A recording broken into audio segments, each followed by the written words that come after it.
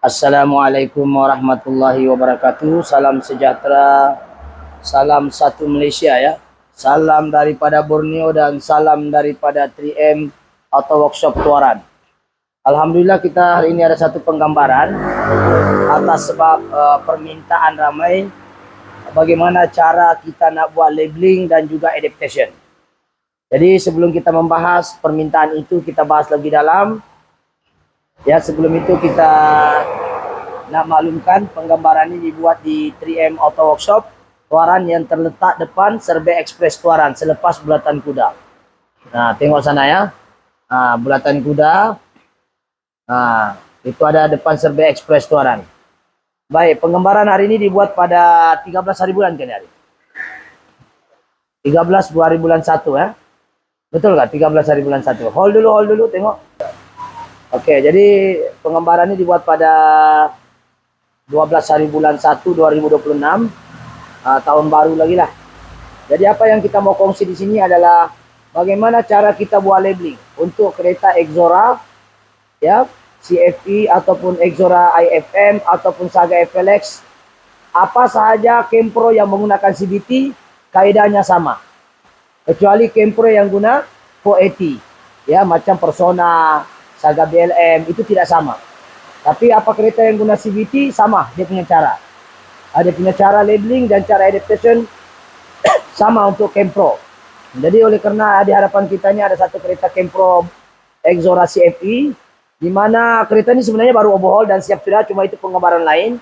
Cuma kita menyahut permintaan audien lah, kita punya peminat. Banyak yang tanya macam mana labeling dengan adaptation dengan betul. Ini kaedah saya, bukan kata saya ini 100% betul, ya. Tapi kita kongsi saja, mudah-mudahan ilmu ini boleh memberi sedikit manfaat lah. Jadi apa-apa pekerjaan yang baik kita mulakan dengan Bismillahirrahmanirrahim. Semoga pekerjaan yang baik itu dimuliakan dan diberkati oleh Allah Subhanahu Wa Taala. Jadi sekarang ini kita ada 7 cara untuk buat labeling dan juga adaptation. Jadi soalan dia sekarang adalah, kenapa kita perlu buat labeling untuk kereta CVT dan juga kereta lain?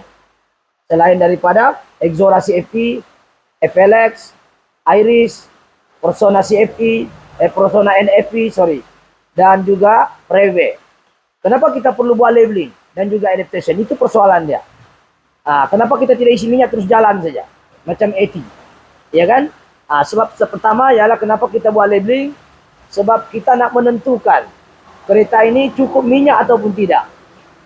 Sebab kereta ini tidak ada stick untuk mentengok label dia cukup ke tidak. Dia menggunakan nut labeling.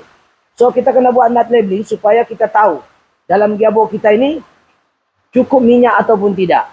Sebab kalau minyak tidak cukup, kereta akan menghadapi masalah. Sama ada pertukaran shifting bermasalah, sama ada terinjut-injut barangkali, sama ada meraung. Sebab minyak merupakan mekanisme untuk kembang kecut untuk primary and secondary.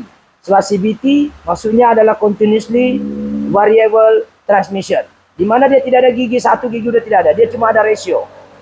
Ya, jadi kalau minyak tidak cukup, benda ini akan mempengaruhi sistem shifting. Kadang mungkin dia meraung sebab minyak tidak cukup. Jadi perlunya kita labeling. Yang kedua, kenapa kita perlu adaptation? Adaptation kata dasarnya adalah adapt, menyesuaikan. Kita nak sesuaikan minyak tu sudah labeling ngam, kita nak completekan dia supaya sistem clutch, steel belt, primary and secondary itu dapat synchronize dengan sistem engine dan juga sistem gearbox itu sendiri. Antara APPS ke engine dan juga ke sistem TCU iaitu gearbox tadi, CVT.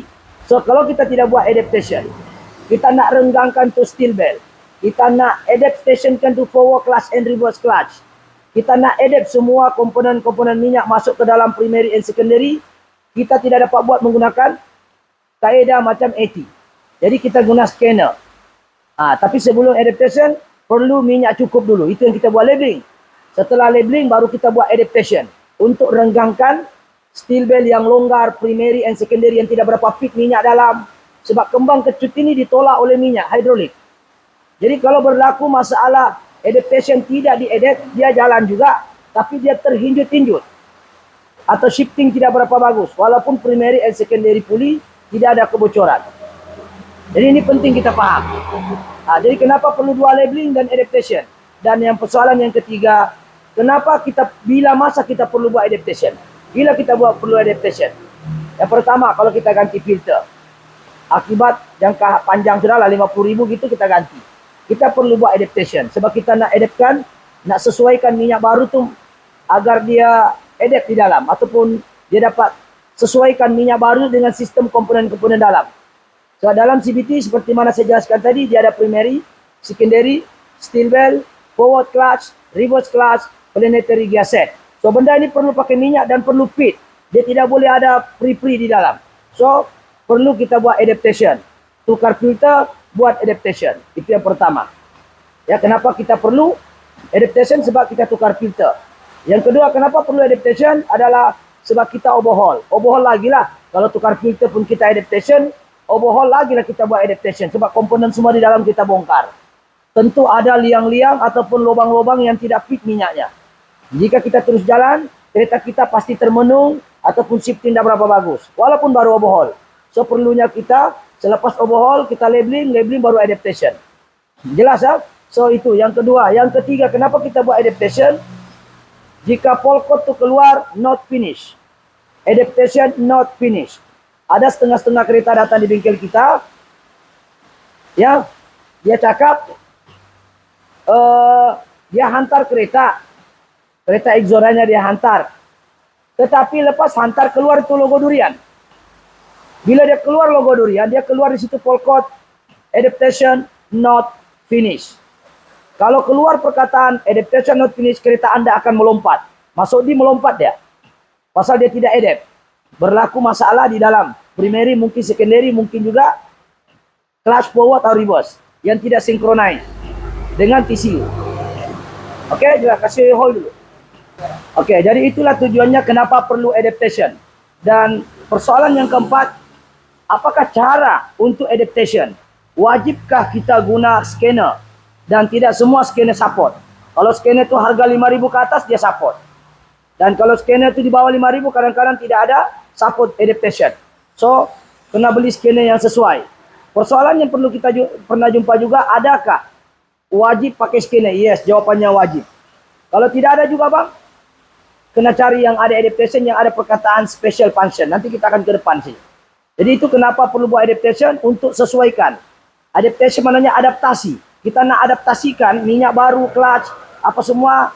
Kita adaptasikan dengan antara TCU dengan clutch di dalam. Dengan primary, secondary, steel bell, forward clutch, reverse clutch. Kita nak adaptasikan antara sistem, TCU, solenoid, body valve dan juga mechanical gearbox itu sendiri.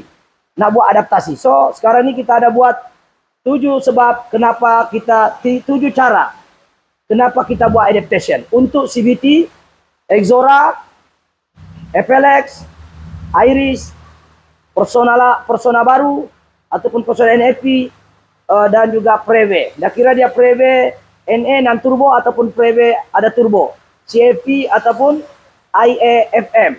Oke baik, sekarang di hadapan saya ini ada 7. Ada 7 cara. Kameramen jangan terlalu jauh. Oke, sekarang sudah salah. Oke, pertama sekali untuk kita buat 7 cara buat labeling dan adaptation. Oke, yang pertama sekali kita kena masukkan minyak 4 liter. Jika ganti filter sahajalah. Ganti filter CVT. Dan 6 liter jika overhaul. Itu yang pertama. Cara nak labeling ni. Nak labeling, kita nak tahu minyak cukup ke tidak. Masukkan dulu ikut buku manual. Iaitu 4 liter ketika ganti filternya dan 6 liter jika overhaul. Okey, soalan seterusnya yang kedua. Cara yang kedua, sudah masuk minyak 4 liter.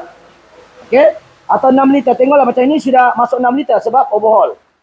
Okey, baik. Sekarang kita akan tunggu enjin panas untuk fan motor first jalan. Jalan saja, kita tunggu. Sudah kita masuk 4 liter. Ya, tunggu panas enjin. Yang ketiga, kita akan gerakkan konsol gear di dengan arnis sebanyak 3 kali. Dan endingnya bawa ke end setelah 3 kali. Nanti kita akan ke depan. dan lebih mudah kita buat teori dulu, nanti praktikalnya di sana. Oke, setelah itu kita yang keempat buka nut labeling. Nut di bawah kerangkes itu dia ada dua, satu untuk buang minyaknya, satu lagi untuk labeling, untuk kita tahu. Ini yang penting nih. Jika dia tumpah itu mananya bukan nut labeling. Jika tumpah cukup. Jika tak tumpah, mananya kurang. Jawabannya tumpah atau tidak tumpah saja. Kalau kita bukan nut labeling ada tumpah, setelah kita melalui proses tadi cukup. Tapi kalau kita bukan nut labeling, tidak tumpah, tidak cukup. Oke? Yang ketiga, keempat, kita akan buat adaptation. Benda ini teori dulu, nanti kita ke depan. Oke, seterusnya yang keempat. Yang keempat ialah special function. Di dalam sistem, dalam scanner, macam saya punya scanner itu adalah harga 16.000. Saya punya scanner sekarang, yang di tuaran itu adalah 10.000 lah. Itu memang ada special function. Oke, kita masuk special function, kita reset dulu. Bila kita reset, engine mesti on, mesti off. Tapi on engine. Tapi engine, macam engine running lah. Engine running off. Tapi kunci on engine. Maksudnya engine off, tapi dalam keadaan engine kunci on. Oke, begitu juga adaptation pula. Ini adaptation, mesti engine running. Engine hidup. Bawa PGD. Tunggu RPM 1500, ini TCU yang kontrol. Ini TCU, bukan kita yang tekan. Kita tunggu TCU, dia rest sendiri, tapi brake kena tekan. Off, aircon kena off. Lepas tu adaptation, selepas dia akan bagi arahan, bawa PGR. Setelah bawa PGR, tunggu lagi TCU bagi arahan untuk dia tekan. Dia selesai, barulah kita cakap berjaya. Kalau dia berjaya, dia akan tulis itu successful. Kalau tidak successful, ulang sehingga berjaya, dia akan tulis not finish. Kalau ini kau buat, mananya masalah. Kena buat sampai finish. Di sini ada dua kaedah, kita akan bagi tahu sama ada berjaya guna scanner ataupun gabungan guna manual. Ini kita akan jumpa, tidak semua berjaya. Kalau berjaya, syukur alhamdulillah. So, kita akan buat di depan. Kita ambil daripada nomor 1, kita akan masukkan sini, kameramen. Oke, nut masukkan minyak di sini. Kita buka guna ni, dia ada nut kecil ni, kabel kena buka. Untuk safety dia ada kabel di sini, kita buka sebenarnya sini. So dia punya ni, kita buka saya nut lingkirnya. Dia ada washer ini, kuningan jangan hilang. Kita masukkan guna alat. Kita boleh guna ini pun boleh. Tak kisahlah guna apa, kita masukkan sini pun boleh, apa-apa corong lah. Ini contoh saja, dami-dami, kita masuk sini. Ini contoh, ini pun kita kasih kemek sikit lah. Jangan hilang itu washernya. Washer ni jangan hilang. Ini washer jangan hilang, kita letak sini. Kita masuk minyak, 4 liter dulu. Ini kita kasih kemek beginilah. Bergantunglah, masing-masing ada dia punya pump, ada yang guna pump. Guna ini pun boleh. Apa-apa pun boleh, yang penting minyak masuk. Oke, setelah siap, ini benda sudah kita masuk, ini dami-dami saja. So kita ketatkan balik. Mana sudah nutnya tadi? Ini kita masuk. Kita guna lingki ya, hati-hati jangan loose lah. Oke, masuk sini.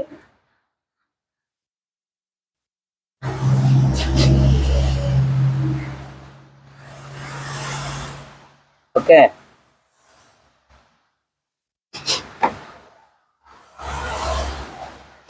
Kasih depan sedikit nih.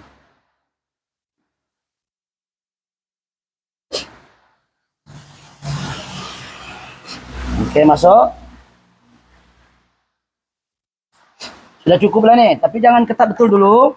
Kita ada minyak satu atau kita mau tambah lagi. Oke. Hold dulu sekejap, saya beringus nih. Aduh. Oke, setelah kita start di kereta, kita tutup dami-dami, jangan ketat betul. Kita start di kereta, kita tunggu kipasnya hidup. Sekarang nih keadaan hidup. Oke, kameramen follow saya. Jadi kita akan hold dulu. Oke, setelah kita masuk level 4 liter. Kalau overhaul 6 liter kan. Kita start. Sekarang temperature ada 2 bar, kita tengok hidup kipas. Mesti tunggu kipas hidup.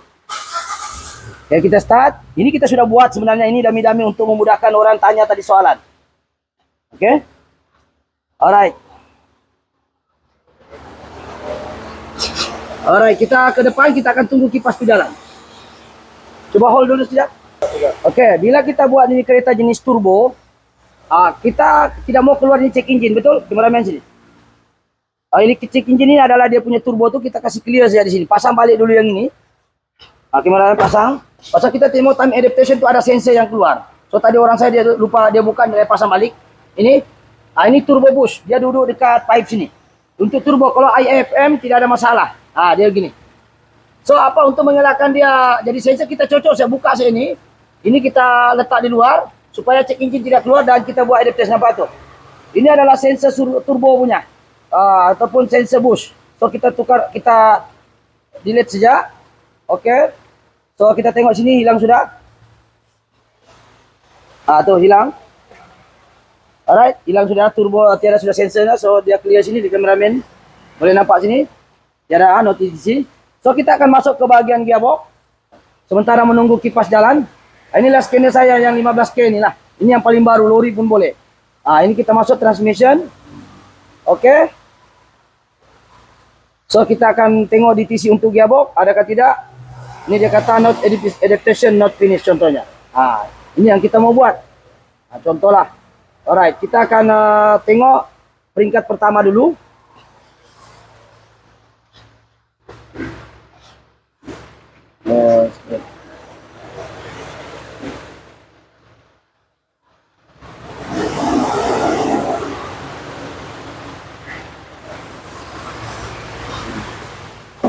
Boleh keluar tu.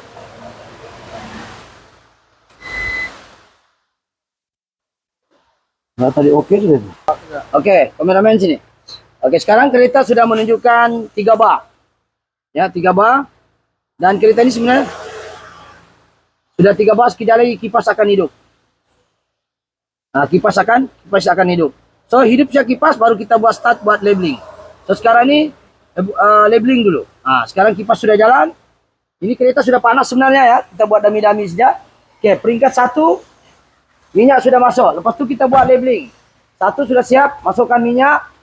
Tunggu enjin panas. Fan motor dia jalan. Fan motor jalan. Okey, sekarang ni kita sudah panas sebenarnya ni kereta.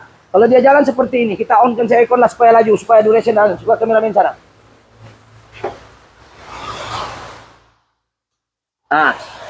Tunggu kipas seperti ini. Tunggu kipas jalan seperti ini yang pertama kali. Sudah lambat dia, kita kasih hidup aircon lah, senang. Tunggu dia hidup sendiri sebenarnya, cuma kita mau laju. So kita matikan aircon. Okey, aircon, kipas sudah jalan. So yang kedua kita akan buat labeling. Saya punya orang akan bertiarap, saya yang pegang kamera. Okey, sebelum enjin panas, first, kipas sudah jalan. Kita akan bawa PGD, PGR 3 kali. So kita akan masuk dalam, bawa 3 kali. Ke depan, kameramen sebelah. Sebelah saya kameramen sana dulu. Okey, setelah enjin panas, ya. Setelah enjin panas, kita bawa PGR. Tekan brake dulu lah, bawa PGR dalam 3 second. Tu bawa PGN, tu bawa PGD. Ini labeling Bawa PGD, lepas tu ulang, bawa PGN, bawa PGR, bawa PGP. Ulang lagi. 2, reverse, and D. Lepas tu kita buat 3 kali. Last. Lepas tu kita buat lagi yang terakhir sudah, iaitu N. Okey, sudah kita buat N, baru kita buka nak labeling di bawah. Kalau dia tumpah, cukup minyak. Ini labeling saja. Okey. Kameramen turun pergi bawah, saya pegang kamera.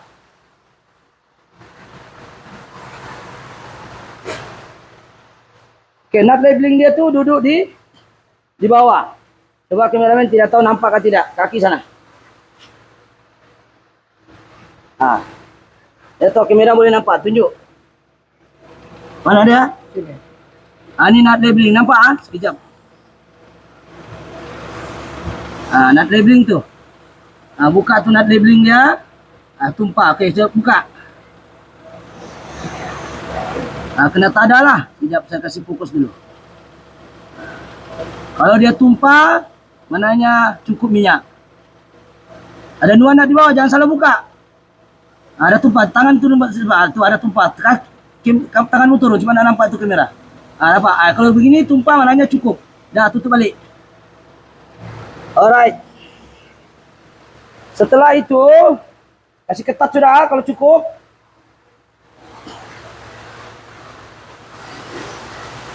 Kasih hold. Oke, jadi setelah kameramen pegang balik. Oke, setelah kita buat labeling, oke kita masuk bukan nak labeling. Jika tumpah tadi tumpah, maknanya cukup lah. Ya, seterusnya kita akan buat adaptation. So kita akan masuk pergi adaptation sana, kena pakai scanner lah. Jadi kameramen boleh masuk ke dalam. Kalau mau lap tangan boleh lap dulu. Dari sebelah sana. Oke, sekarang kita masuk nomor 4, yaitu kita akan reset sebelum kita buat adaptation. Kita buat reset, kita akan masuk dalam.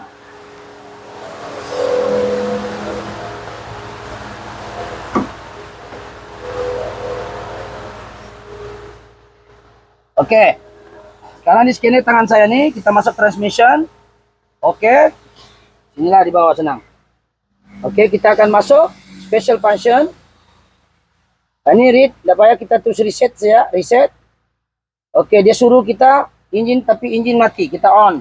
Kita off engine. Oke, kita off, kita on saja. Lepas tu, engine sudah off, tengok RPM di mati ya. RPM mati, kita on kunci saja. Kita ikut arahan, oke. In progress, tu dia akan test completely successful. Oke, kita akan start kereta ini balik. Oke, sudah kita reset. Lepas tu kita akan buat class adaptation. Ini yang paling penting dan sangat berbahaya. So, kalau kita tengok bacaan di sini, dia sudah tulis sini. Kameramen kasih fokus. Nih, nampak? By proses OK button, cancel button, cancel phone in. Oke, kita cakap OK saja. Next. So, kita akan tengok di sini. Dia cakap not finish contohnya sini. Kita akan buatlah. Dan aircon kena off. Aircon off ya. Alright. Alright, kita akan buat begitulah. Sekiranya tidak berjaya, kita buat sampai berjaya. Oke, sekarang kita akan masuk next. Oke, next. Oke, dia suruh kita bawa pergi adaptation shift to gear D. Oke, kita akan bawa pergi D. Sekarang gear N. Kameramen nih. Oke, N. Oke, kita masuk D. Oke. Kita tengok RPM 1500, dia akan cakap juga sini. Kita brake, kaki mesti tekan. Tengok sini di dashboard. Dia keluar tuh. Oke.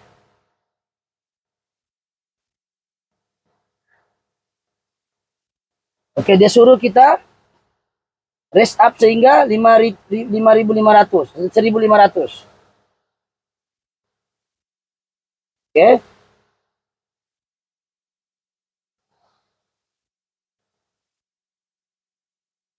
Oke, off aircon. Kita coba. Cuma lambatlah dia ambil masa, cuma duration time-nya agak lambat. Tuh dia akan rest tuh. Oke. Dia sudah rest, dia suruh kita bawa pergi R. Kameramen jangan bengkok. Kemarin ini perlu lurus atau kau yang kena ikut rentak. Oke, bawa pergi R. Oke, sekarang nih R. Oke, saya bawa pergi R. Oke, R. Oke, di sini keluar R. Tunggu engine otomatis, tunggu dia naik. So, tengok drive clutch. Oke, sudah forward. Oke, reverse lagi belum. Kita tunggu 1.500. Brake mesti mau tekan. Aircon off.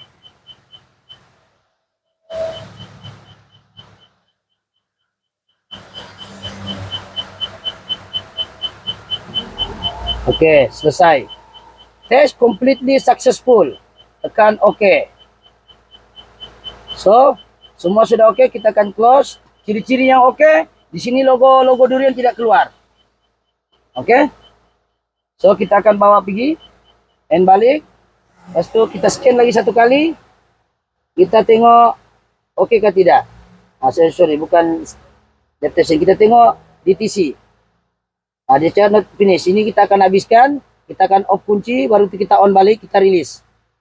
Kita close. Kita ini OK. Ini kita bawa PGP. Kita akan on kunci. Dan lepas itu kita akan clear dia. Clear. Nih, tuh, clear. Oke. Alright. So settle. Jadi, let's go, kita akan start. Balik. Kita tengok. Kita start balik. Tiada sudah tendang. So kereta ini dianggap berjaya. So itu saja untuk perkongsian hari ini. So kalau kita mau tahu adaptation berjaya atau tidak, kita tengok, kita masuk reverse. Dia sentap ke tidak? Tidak sentap. Dia sedap saja. Coba kameramen tengok sini, saya reverse. Oke, brake kaki, saya lepas handbrake. Plus dia gelap. Kaki saya di bawah. Ini saya lepas. Kereta gerak ke tidak? Dia akan gerak. Nampak? Kameramen tengok tepi itu, nampak gerak. Ya. So tidak payah tekan minyak. Itu cantik, ciri-ciri adaptation yang bagus. Kedua, kita masuk di tidak ada injut, tak begini tidak ada. Tadi ada nih sebelum adaptation. So kita maju, gerak. Nampak kameramen tengok sana? Tepi itu gerak. Tanpa kita tekan minyak. Tengok kaki saya, mana ada saya tekan minyak tuh. Nampak dia gerak sendiri. Anda bolehlah ke depan, terlanggar nanti office. Oke, jadi itu saja untuk kali ini. So setiap perkongsian kita, sekali lagi kita keluar sana untuk kita kasih confirm. Sekali lagi kita, apa itu adaptation?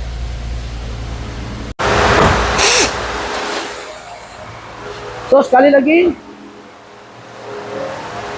pertama masukkan minyak CVT 4 liter atau 6 liter. Tunggu enjin panas, kipas jalan. Konsol gear di dengan air kita main 3 kali. Akhir sekali kita bawa PGN. Lepas tu kita buat nak labeling. Jika tumpah, cukup. Tidak tumpah, tambah lagi. Dan masuk special function untuk reset. Dan buat adaptation. Running bawa T, ikut arahan TCU saja. Dan kalau dia keluar berjaya, dia akan tulis successful macam tadi. Kalau tidak berjaya, kena ulang balik di sini. Ulang balik sampai berjaya. Jangan sampai ada perkataan not finished. So itu saja perkongsian hari ini. Jika konten seperti ini menarik, jangan lupa subscribe, like ataupun share. Ini sesuai untuk kereta CVT jenis Kempro. Ya, Kempro CVT ya. Saga FLX, ya, Iris, Persona BBT ataupun Persona NFE, apa lagi? Apa kereta lain satu? Preve CFP ataupun Preve IFM, janji CVT, kaedah ini sama. So kereta ini labeling adaptation untuk kereta CVT Kempro sahaja. So itu saja perkongsian hari ini. Jika bagus ataupun jelas, boleh komen ya. Boleh komen yang membina. Jangan lupa subscribe, like ataupun share. Oke, itu saja, sekian. Assalamualaikum. Thank you, bye bye.